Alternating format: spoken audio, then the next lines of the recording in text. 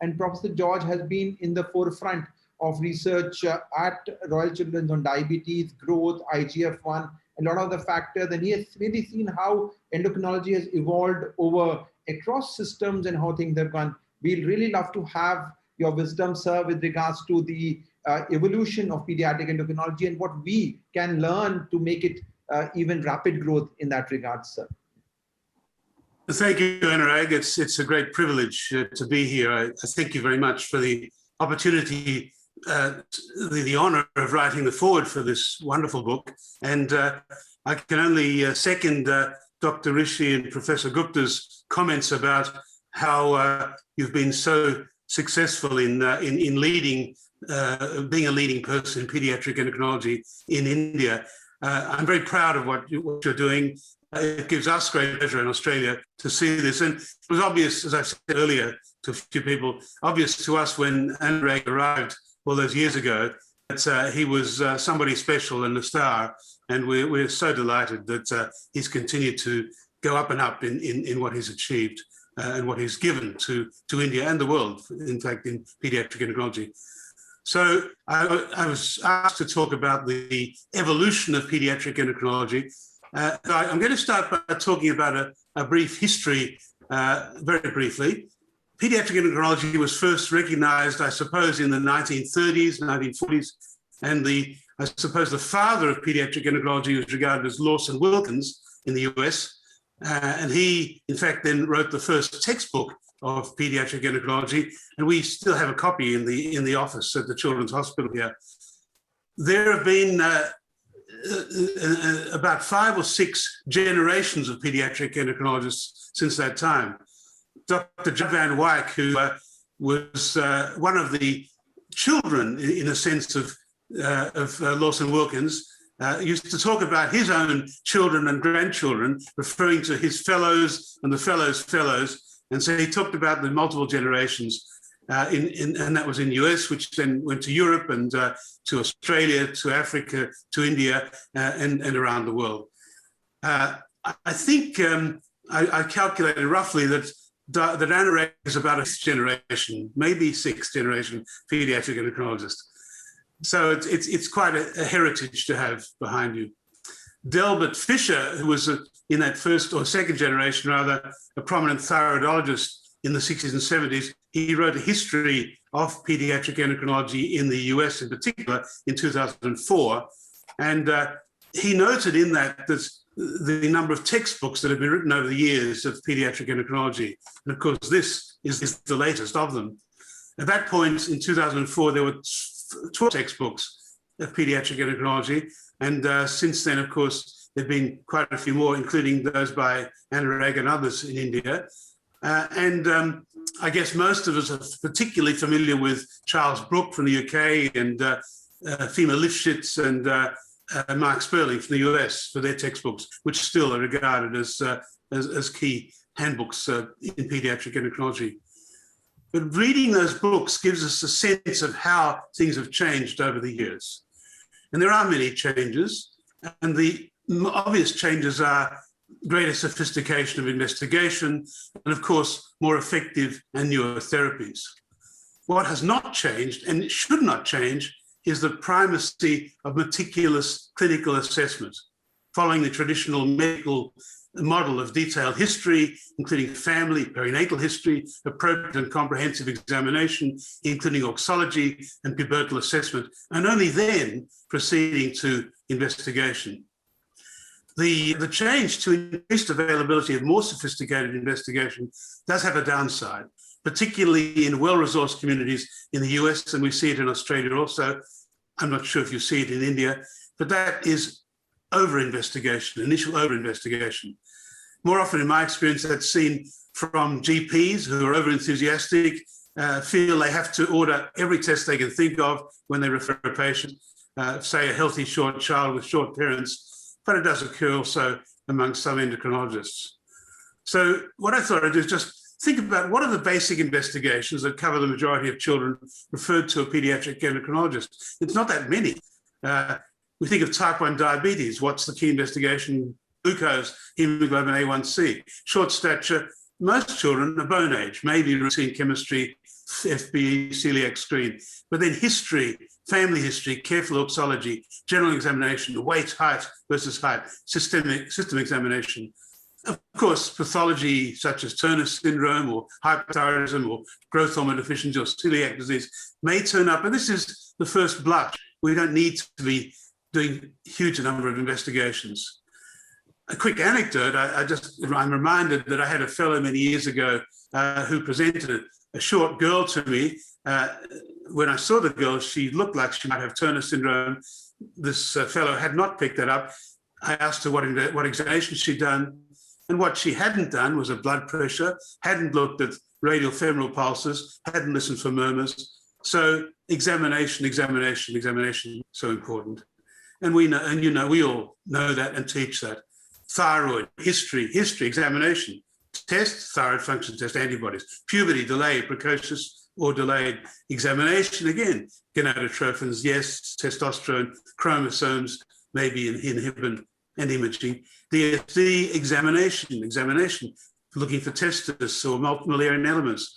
Yes, all right, urine, blood, steroids, and 17-OHP and chromosomes, ultrasound. Again, examination is usually the key initially. Adrenal failure or excess cortisol, ACTH, yes. Calcium bone, calcium, vitamin D, PTH imaging. So that covers the basic investigation. So while we have many new and sophisticated investigations available, the vast majority of the time we get by with the routine chemistry, all the things I've already mentioned. And we then add maybe growth hormone stimulation, IGF-1, not a lot. And most of these things have been available for many years. More recently, CT, MRIs, isotope investigations, and of course, molecular genetics, complex steroid, vitamin D analyses, bone metabolic markers. Yes, these are all new, but they are not essential initially in most patients. What about therapies? Well, of course, fundamental therapies, insulin, thyroxine, iodine, vitamin D, carbimazole, cortisol, ADH, growth hormone, testosterone, estrogen. Again, not a lot, most around a long time. More recently, we had Florinef, synthetic growth hormone, GnRH analogs, vitamin D analogs, DDAP, diazoxide, glucagon. And of course, we had more sophisticated surgery for cranial adrenal tumors, thyroid neoplasia, hyperinsulinism, and the newer insulin administration pumps, etc. What other new advances? Well, the other big advances, I suppose, in recent years has been newborn screening, thyroid, of course, more recently, CAH. What also we've become aware of, I think, is great awareness of nutrition, the role of nutrition, not just postnatally, but intrauterine. The fact that IUGR can lead to adult disease, including type 2 diabetes, metabolic syndrome, and nutrition in general regarding growth and development. Again, history of perinatal region, history of nutrition. What else has changed? Well, I've thought of three things that have changed in our approach. First one is the sensitivity in sharing information, difficult information. If I go back many years when I started working with Gary Warren, who was my boss, and he was interested in DSD, we didn't tell people what was really going on. We used euphemisms for gonads in somebody with androgen insensitivity. We just talked about something, I don't know what we called it. And that came back to bite us. 10 years later, we had a patient who took a sneaking look at their history in the clinic and was outraged to discover that this person had testes. And so, of course, we've learned now that we are open with patients. We tell them the whole story, and that works. The second issue is we examine patients more sensitively. We used to examine patients in a rather insensitive manner. If I go back to Lawson Wilkins' textbook, and I had to do this recently because we had some patients, women who were tall girls many years ago, treated with estrogen and were, in retrospect, were angry about the way they were examined. They were examined according to Lawson Wilkins' textbook. They were stripped naked. They had their vulvas examined at every visit unnecessarily. And so they regarded this as a form of abuse. It was not abuse in those days, but these days it would be considered that. So that's a big change. And the third big change is the fact that children now share in the therapeutic decision journey. And that's best exemplified in the case, again, of DSD, the argument about whether children should be old enough to decide whether they should have surgery. And that's a controversial area, but an important one. The same thing applies more recently, of course, with gender dysphoria, as to when young people should be able to hold up puberty with GnRH and then eventually have surgery. So these are three big changes. Moving now to a related question about a model of care in resource-poor settings, which Anurag asked me to talk about. And that's sort of related to all of this. What are the issues? Well, of course, in resource-poor settings, we think of life-threatening and non-life-threatening things. And I guess in pediatric endocrinology, we think of diabetes and hypoglycemia, adrenal failure, CAH, as the most significant life-threatening issues. And of course, the treatment for those is fairly straightforward, insulin, sugar, salt, and cortisol, and maybe some Florinef. Of course, all the other conditions we've just talked about then become more of an issue. Mostly, they can be treated more or less, but of course, then we get problems with lack of resources. And I'll come back to, it's not just resources, but I'll come back to this, the issue of education, which has already been mentioned. Screening, neonatal screening, of course, is usually not available in many resource-poor areas. Again, an issue. So what are the limiting issues? Well, of course, cost and availability of investigations and drugs is the obvious one. But the other important thing is education. Education that we've talked about of clinicians, but also education of families and patients, as has been mentioned already, so critical. And that's where this sort of textbook we're talking about today is so important. Fundamental of importance, coming back to what we said at the beginning, is meticulous clinical assessment and interpretation. And that usually gets people by, even in resource-poor areas.